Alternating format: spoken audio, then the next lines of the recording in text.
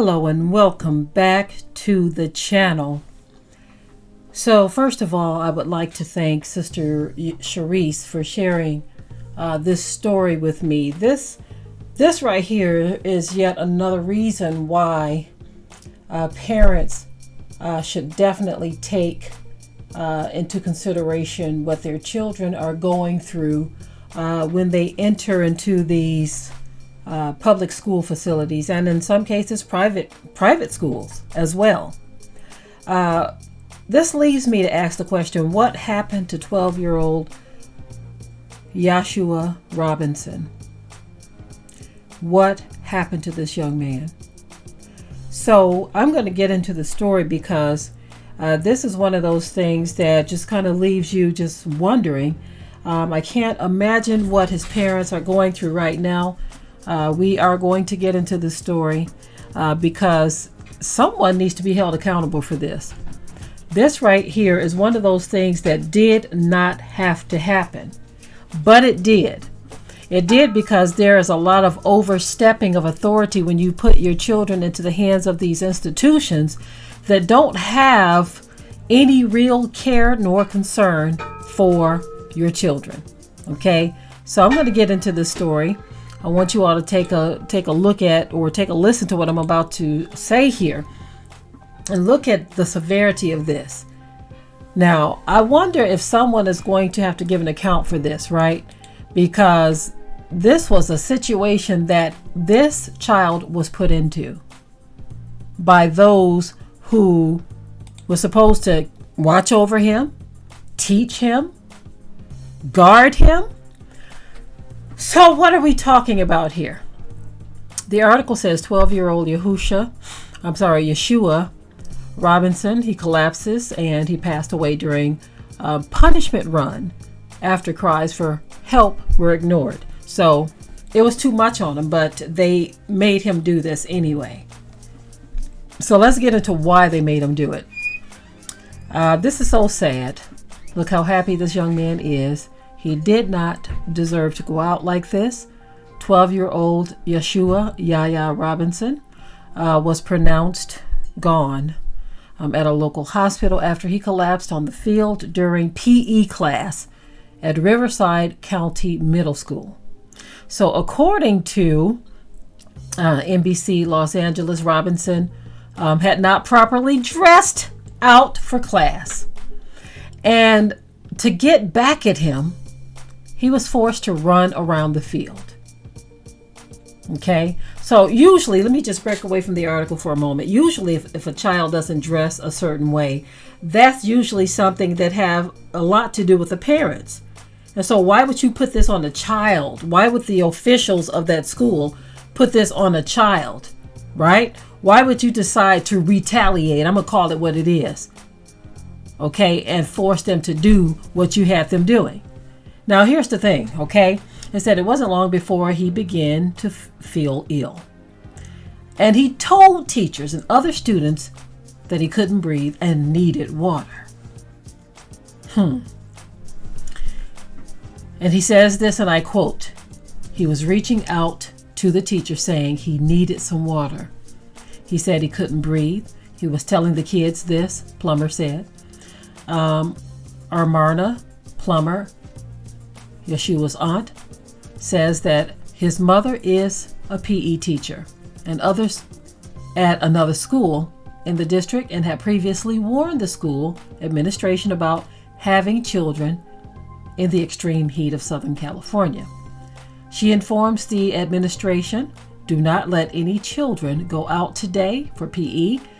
And what happened? She gets a call. He passed out on the field, Plummer said. Somebody has some serious explaining to do because this child is gone over some DAMN gym clothes.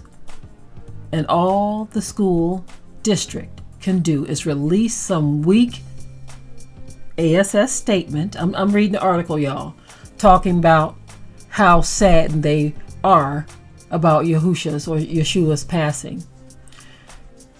Oh my goodness. And then the article goes on to say feelings ain't gonna cut it. People need to lose jobs, money, and possibly their freedom over this. We hope the family gets the trifecta of justice.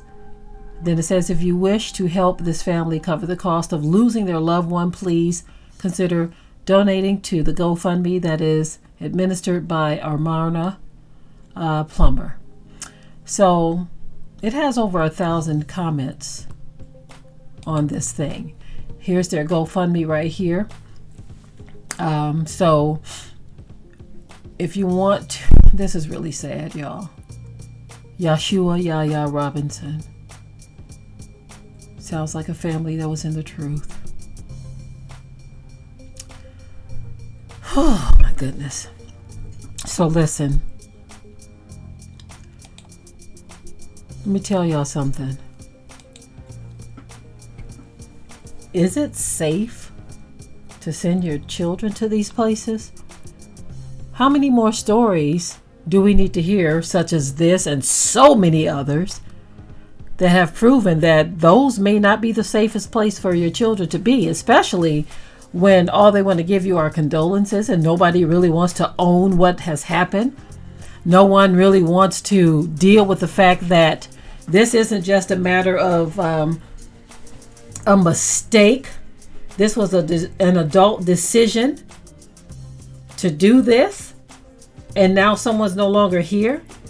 I feel like they treat these things so lightheartedly that it's ridiculous. It is ridiculous. It's a lot more to it than, oh, we're sorry. He was running in school today and this happened and so sorry for your loss. How ridiculous is that they think this is okay? What I find interesting too is that when you hear of stories like this and you report on stories like this, they always like to make it seem like it's just an isolated incident. They don't want you to pile all the other thousands of incidents on top of this to make a determination that maybe that isn't the best format or environment for educating children. I mean, you got some districts where they're talking about arming teachers just in case someone decides that they want to flip out, whether it's a student or another teacher or some person coming in off the streets. I mean, what are we talking about here? It was never meant for the environment to turn into all of this, but it has. So how many more thousands of incidents are we just going to simply call isolated and pretend like we don't realize there is a real problem? I'm done with this story, you all.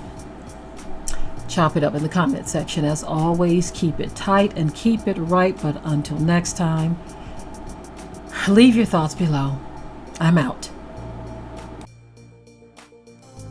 We hope you liked today's topic. Please leave your comments below. If you haven't already, subscribe to the channel, share it like this video, and with that, we're out. Be sure to ring the bell to be notified of new uploads on this channel, and also comment, share, like, and subscribe.